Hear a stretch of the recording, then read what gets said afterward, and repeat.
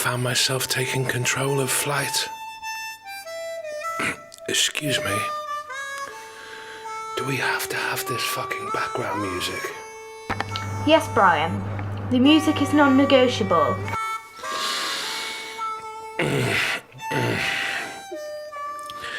It had been a very tough... Brian, can you please move to the side? You're blocking the image. It had been a very tough 3 years, as I had suffered a nervous breakdown and acute memory loss caused by my proximity to an explosion in southern Germany. I had thought that my name was David Gull and had worked in a variety of fast food outlets across South London. I kept myself to myself and was totally unaware that following the release from jail of TV personality Jason Swift, there was a national campaign to find Brian Finch, as he still blamed me for his incarceration.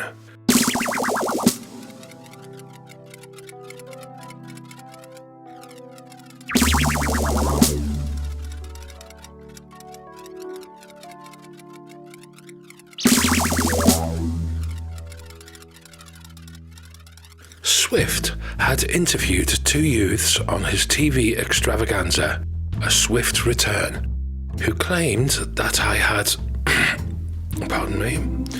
offered them lit cigarettes after giving them ketamine, then pouring petrol into their anuses. He had also interviewed Hungarian transsexual pop singer Simona Falkonovic, who claimed that I'd had a sexual relationship with her pre-op. At the time of all of this hoo-ha, I was working blissfully unaware in a transport cafe based in a shed in Blackheath, South London.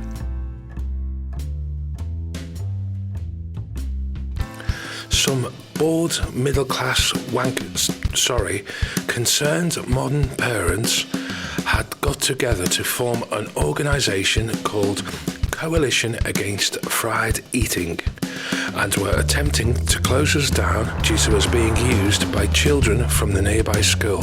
I discovered that the cafe had been a place of refreshment since the Middle Ages and had a royal decree dating back to the times of Henry VIII. Despite the amount that they had spent on legal fees, they were actually quite powerless in their fight.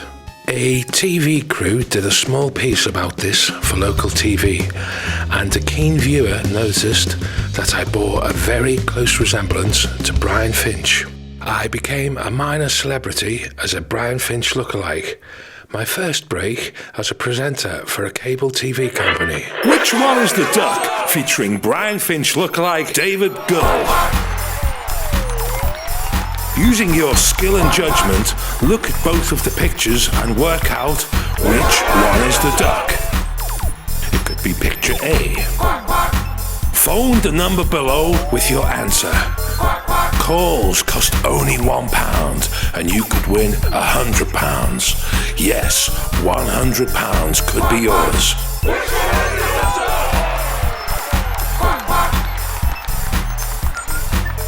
After a few months, I began to suspect that the program was merely a tool to take money from the poor working classes. The duck was always in picture A. Slotto Lotto! Bringing sex and gambling together! I always play Slotto Lotto in the Liar. Slotto Lotto! And on September the 3rd, 2004, I found myself appearing on a reality TV program called The Wall. A large wall surrounded by broken glass. 10 celebrities. Whoever remains on the wall the longest is the winner. Gangs of youths would arrive late in the afternoon with supplies of beer, marijuana and amphetamine sulfate, keeping us awake all night and occasionally throwing beer cans at us. This didn't bother me at all, and after 11 hours, there was just myself and up-and-coming celebrity TV dentist Richard Osprey left upon the wall.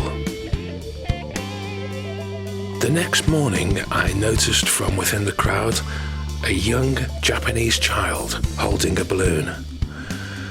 I suddenly felt very uncomfortable and dizzy. Since my breakdown, I developed several insignificant phobias. Japanophobia, also known as Nipponophobia, the fear and distrust of the Japanese. Globophobia, the fear of balloons. Linonophobia, the fear of string. And leporophobia, the fear of rabbits. Although as individual phobias they were all very minor, combined together they led to an acute outbreak of dentophobia, the fear of dentists. Sit down, Brian. This is going to hurt a lot. I'm going to have to remove all of your teeth.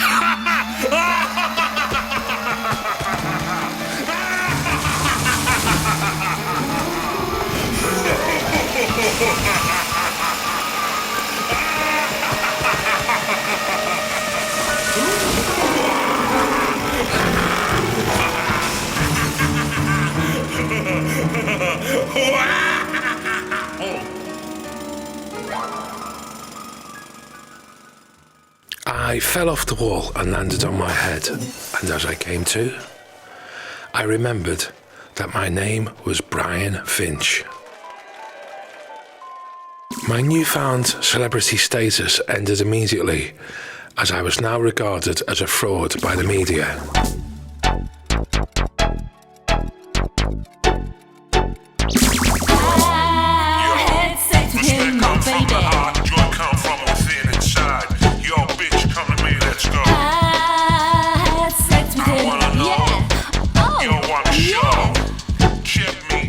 I was, however, offered one last job, making a cameo in a surreal Chinese TV advertisement. Chalbaka kiavola tambulu. Kan una seabula.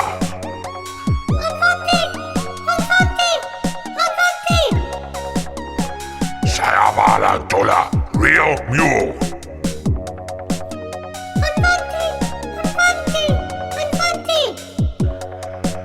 Sayabala dola real mule. Jakamuta soba real Brian Finch. Jakadola real mule. After filming, I had a few hours to wander around central Shanghai. I suppose if I was the beatnik hippie type, I would describe this place as a total fucking head trip.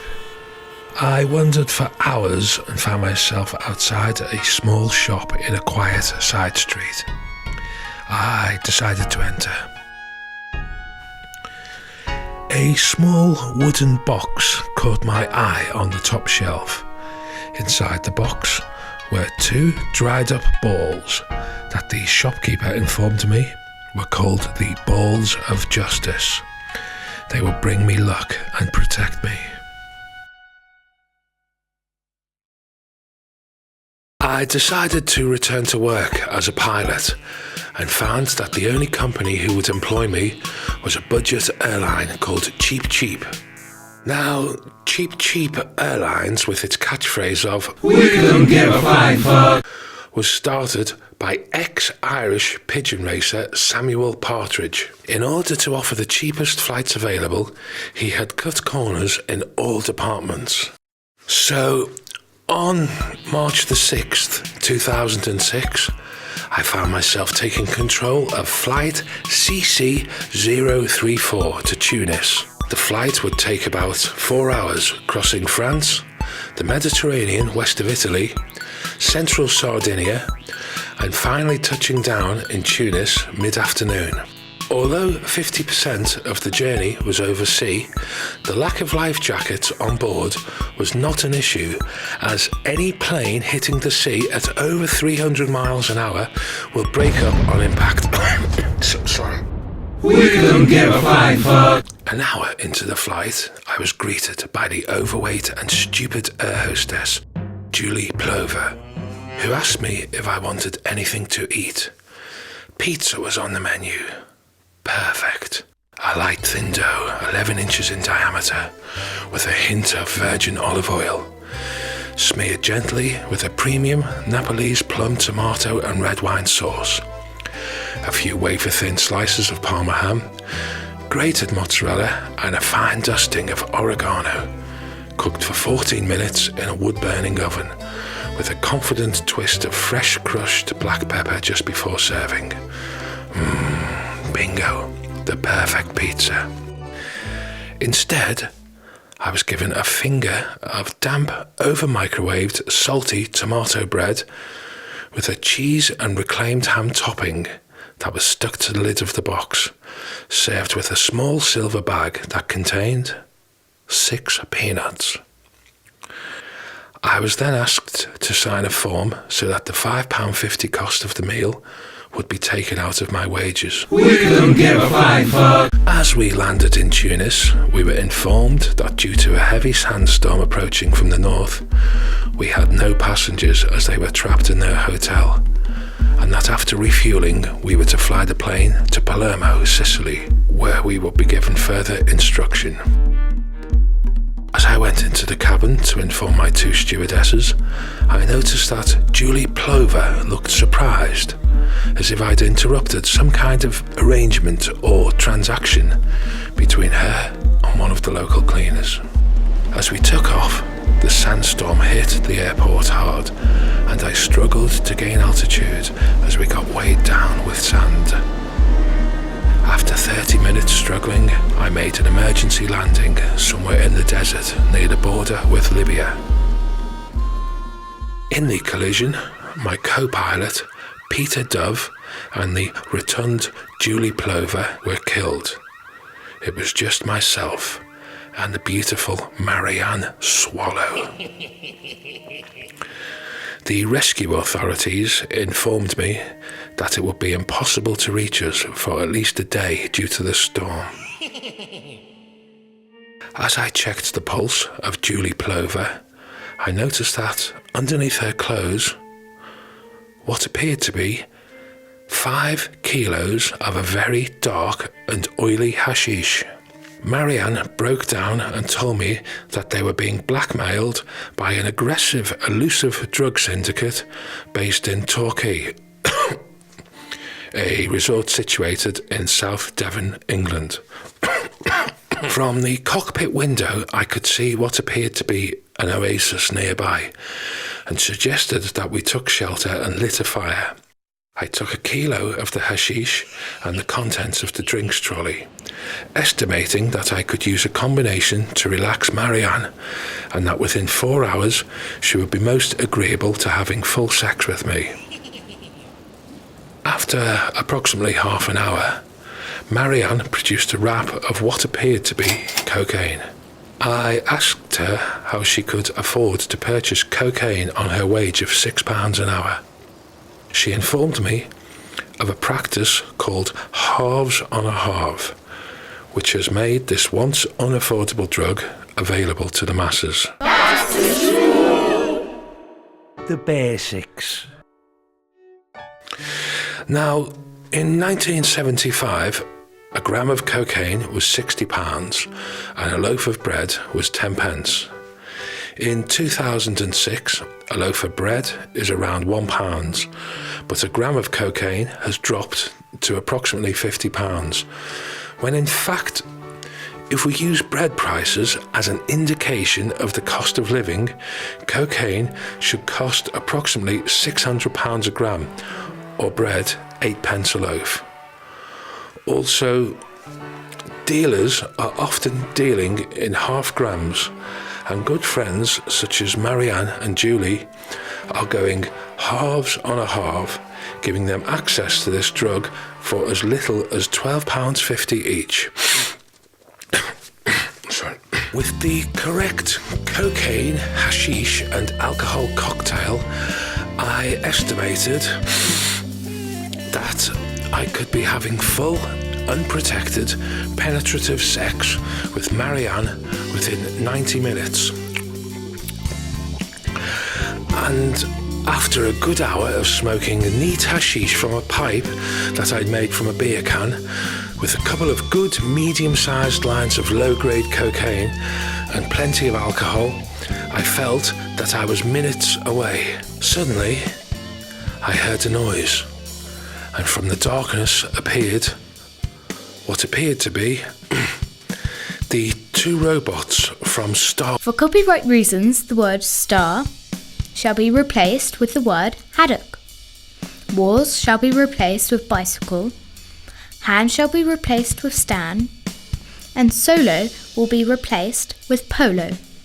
Thank you very much for your kind understanding. I was pretty sure that the cocaine hadn't been cut with LSD or ketamine, and that the current hashish alcohol cocktail that I was using wouldn't have made me hallucinate. The robots came over and sat with us around the fire before removing their helmets. Any chance of a drink round here? Hello. In front of us stood the very smooth Hugh Grebe and his best friend Paul Crowe. They had been in Tunisia getting drunk at the location used for some of the films, which one of their high-flying friends from the city had hired for Grebe's stag party. Grebe had been bundled into a car by Crowe and driven into the desert as part of a lad's stag party prank. However, the car had broken down and they'd become lost. Once they'd seen our fire, they decided to get dressed up into their outfits and give us both a fright. As a gentleman, I offered Grebe a smoke. "No thanks, Fincho. What do you take me for? A junkie? I'll roll my own, thank you." He then pressed a button and was presented with a complete array from the lexicon of narcotics. "I'll pop a couple of these just in case I get lucky." I had noticed that Marianne was quite taken with Grebe, and as I poured them drinks, I noticed a certain chemistry between them. All of the hard work entertaining her was potentially wasted. I had to act fast. Now, if hashish is eaten, it can make the user hallucinate. I prepared a couple of cocktails for my guests and was very surprised how easily large quantities of hashish could be diluted into warm whiskey. "Better make it a large one, Finchy." "Coming up, Hugh." "Get a move on, Finchy. Can't you see I'm busy with your bitch?" "I'm afraid I don't have any ice, Hugh."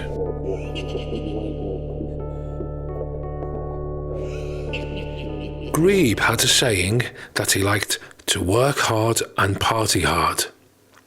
I find this phrase offensive.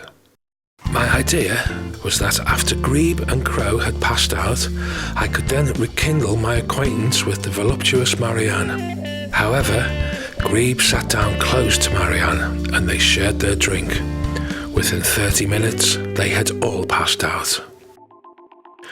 I briefly returned to the plane to pick up the emergency welding kit.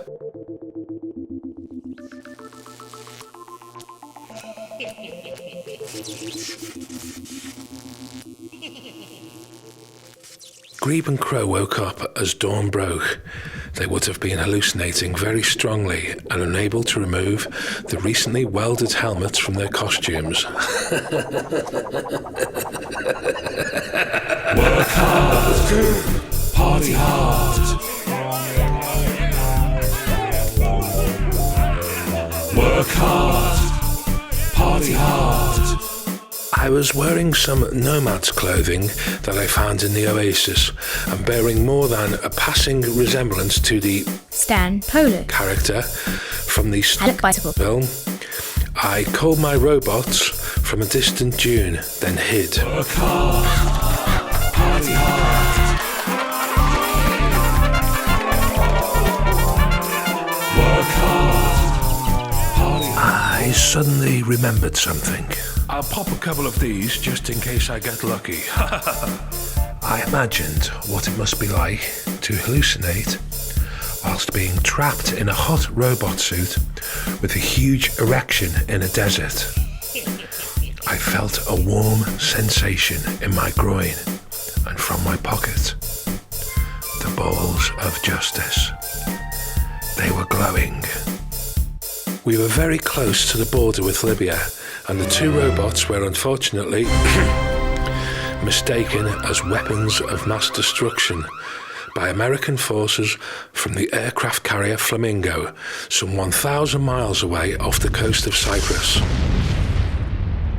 We couldn't give a flying fuck. Good afternoon.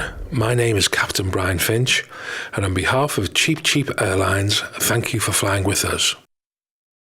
It's time for me to go, to fly away. Fly.